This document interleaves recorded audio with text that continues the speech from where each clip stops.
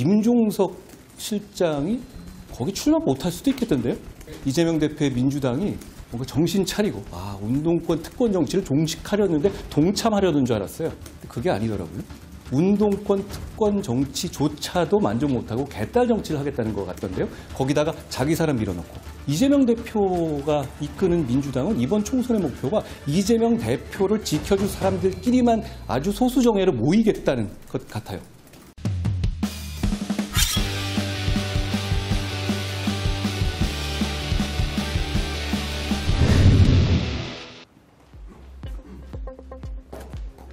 대통령실 사퇴 요구가 있고 나서 위원장님 김건희 여사 문제에 대해서 말씀을 좀 아끼시는데 대통령실에서 뭐 알아서 잘 대응할 거라고 보시는 건가요? 이렇게 말씀드리겠습니다. 대통령님과 저와의 관계가 중요한 게 아니고 대통령님과 제가 힘을 합쳐서 국민과 이 나라를 위해서 뭘 할 수 있는지 뭘 할지가 더 중요하다고 생각합니다. 그게 결국 민생이고 저는 그거에 집중하겠다는 말씀입니다. 네, 대통령실에서 이제 설 연휴 전에 여사 가방 논란 관련해가지고 입장을 밝힐 수도 있다, 대담형식일 수도 있다 이런 가능성들이 좀 점쳐지는데 필요하다고 보시나요? 저는 제가 그 부분에 대해서는 제 입장을 분명히 말씀드렸다. 이 정도로 말씀드리죠. 그러면 민주당에서 그 위원장님 사퇴 요구를 가지고 대통령 당무 개입이라고 대통령 고발하겠다고 했거든요. 그 사람들은 저를 대통령님의 아바타라고 그러지 않았나요? 제가 아바타면은 당무 개입이 아니지 않나요? 글쎄요. 중요한 거는 당은 당의 일을 하는 것이고 정은 정의 일을 하는 것이고 그 목표는 동료 시민과 이 나라를 발전하는 방향이어야 합니다. 저는 그렇게 일하려고 노력합니다. 제가 부족하지만요. 위원장님 어제 회복 이후에도 공천은 당에서 한다라는 입장은 변함이 없습니다. 그게 입장입니까? 당연한 원칙이죠. 그건 입장의 문제가 아닙니다. 당연한 원칙이고 팩트죠. 네, 어제 그 비대위회의에서 윤희숙 후보 직접 언급하신 데 대해서 같은 지역구 준비 중인 권오현 행정관이 좀 입장을 밝혔는데요. 우려 섞인 목소리 나왔는데 좀 어떻게 보시나요? 총선과 공천은 여러 가지 이해관계와 여러 가지 욕망들이 충돌하는 지점이에요. 그러니까 모두를 만족시킬 수는 없습니다. 제가 그렇게 몇 군데에 대해서 소개하는 이유는 여러분 충분히 다 아시다시피 이번 총선의 시대정신을 제가 국민들께 설명하기 위함입니다.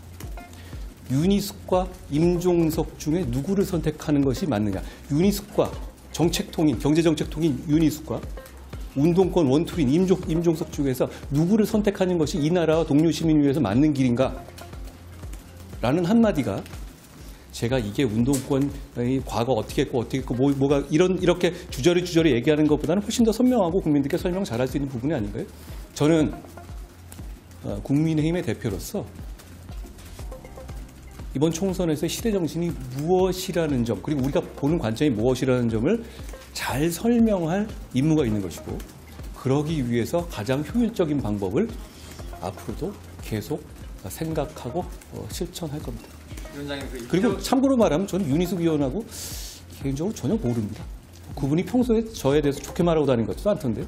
그렇지만 중요한 것은 국민들이 보시기에 우리 이번 총선을 통해서 우리 정치가 나아갈 길을 저는 그 구도가 선명하게 보여준다고 생각합니다. 그렇다고 해서 제가 그분을 공천한다고 얘기하거나 어떤 공천에 관여해서 어떤 밀어준다는 취지를 말씀드리는 건 아니죠. 다만 그런 경쟁자들 입장에서 그런 불안감이라든가 그런 우려를 말씀하실 수도 있다고 생각해요. 그런 부분에 대해서도 저도 충분히 무슨 말인지 알겠어요. 다만 우리가 이기기 위한 공천을 하고 우리가 이기기 위한 선거를 치르는 과정에서 당대표로서 제가 여러 가지 그런 의견들도 충분히 감수하면서 가겠다는 말씀을 드립니다.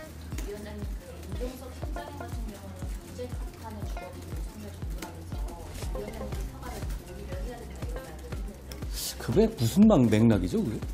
이해하시겠어요? 난 무슨 소리인지 모르겠던데요. 다만 저는 놀란 것은 임종석 실장이 거기 출마 못할 수도 있겠던데요. 그렇죠?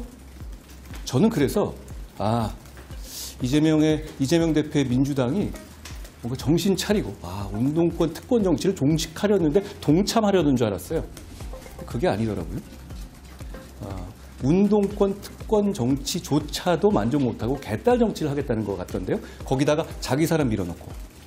저는 이렇게 말씀드리겠습니다. 이재명 대표가 이끄는 민주당은 이번 총선의 목표가 이재명 대표를 지켜줄 사람들끼리만 아주 소수 정예로 모이겠다는 것 같아요.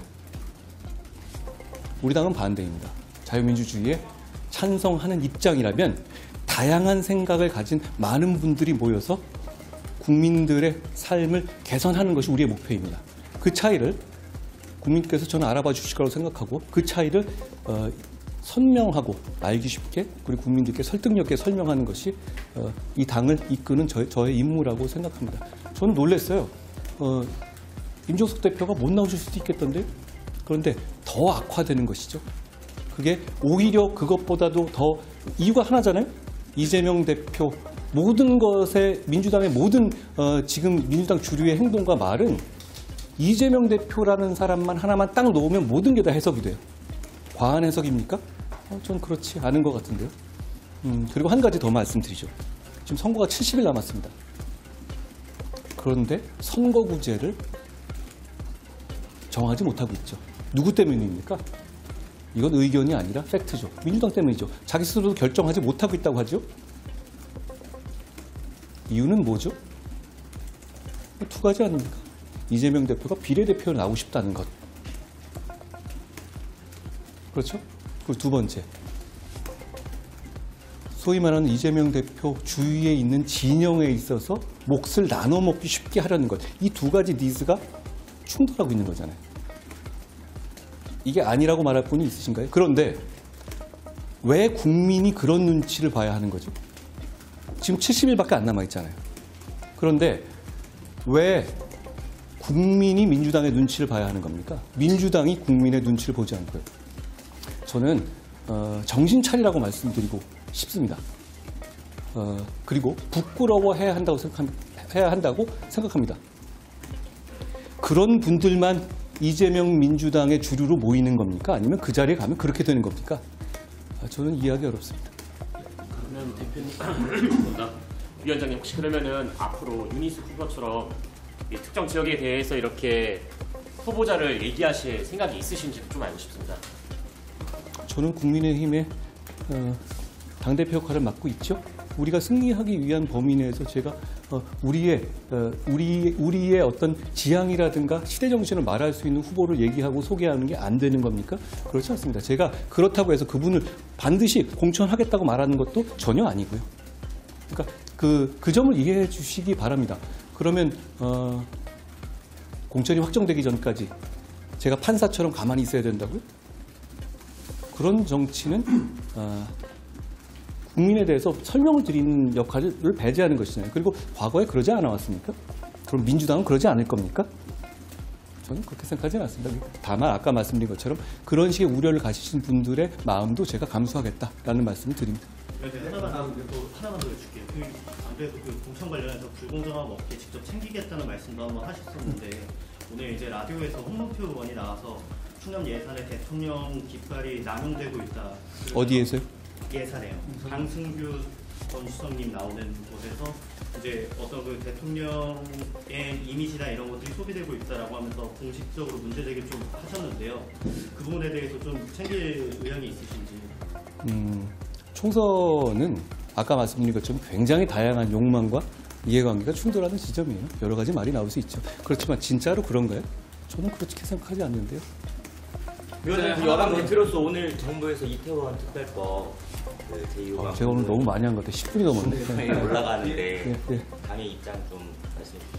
제가 저번에 말씀드린 것처럼 저희는 이태원 참사에 대해서 그 피해를 받으신 분들에게 정말로 죄송한 마음과 그리고 피해가 회복되어야 된다는 간절한 마음을 가지고 있습니다. 다만 지금 민주당이 통과시킨 그 법은 결국 공정한 조사위가 구성되지 않게 되어 있고 조사에 과도한 권한이 예정되어 있습니다. 결국 그러면 이 나라를 1년 반 동안 갈등으로 몰아넣을 가능성이 대단히 높아요. 우리 당은 그 법 자체를 반대한다기보다는 이 이태원 참사를 통해서 교훈을 얻고 피해자를 구할 더 나은 방안을 제시하고 있는 단계였습니다. 그런데 그 법은 오히려 이 의장께서 중재했던 어떤 중간적인 내용보다도 훨씬 더 과격한 내용으로 민주당이 통과시켰잖아요. 그렇다면 그 법을 가지고 그대로 그 법을 시행해서 국민의 갈등을 뻔히 예정된 갈등을 보는 것보다는 중요한 것은 그런 점을 고려한 정합성이 있는 법을 만드는 겁니다. 우리 당은 민주당과 그런 부분에 대해서 협의를 할 준비가 되어 있습니다. 위원장님 어제 회동 이후에 이제 당내 일각에서는 당정 갈등 문명이 어느 정도 마무리되었다라고 해석을 했는데 위원장님도 여기에 대해서 동의를 하십니까? 제가 아까 말씀드린 것처럼 대통령님도 그렇고 저도 그렇고 공적인 일을 하는 사람들이잖아요. 우리의 관계가 중요한 게 아니고 우리가 진정으로 협력하고 국민을 위해서 할 수 있는 일이 뭔가 그리고 뭘 해낼 수 있는가가 중요하고 그게 바로 민생입니다. 그래서 어제 민생에 관한 이야기를 한번 2시간 반인가요? 2시간 47분? 그건 그렇게까지 시간을 쟀는지 몰랐네요. 길게 했던 것이고요. 그리고 민주당 일각에서 그러던데요. 권치승 대변인인가? 이러던데 2시간 47분 동안 무슨 얘기를 한 거냐. 구질구질하네요. 네. 민생을 이야기하기에는 2시간 47분은 짧고요. 2박 3일도 짧습니다. 민생에 관해서 대통령님과 여당의 대표인 제가 아주 구체적인 토론을 하고 논의를 하는 것은 꼭 필요한 일입니다. 아까 말씀하신 지하철, 철도 지하 같은 부분에 대한 상세한 디테일에 대해서도 우리가 심도 깊은 토론을 했는데요. 결국은 아까 말씀드린 것처럼 당과 정이 합심해서 민생을 위해서 무엇을 할 수 있는가가 중요한 것이고 무엇을 앞으로 할 것인가가 중요합니다. 그걸 저희가 앞으로 보여드리겠습니다. 춥긴 하나. 문제를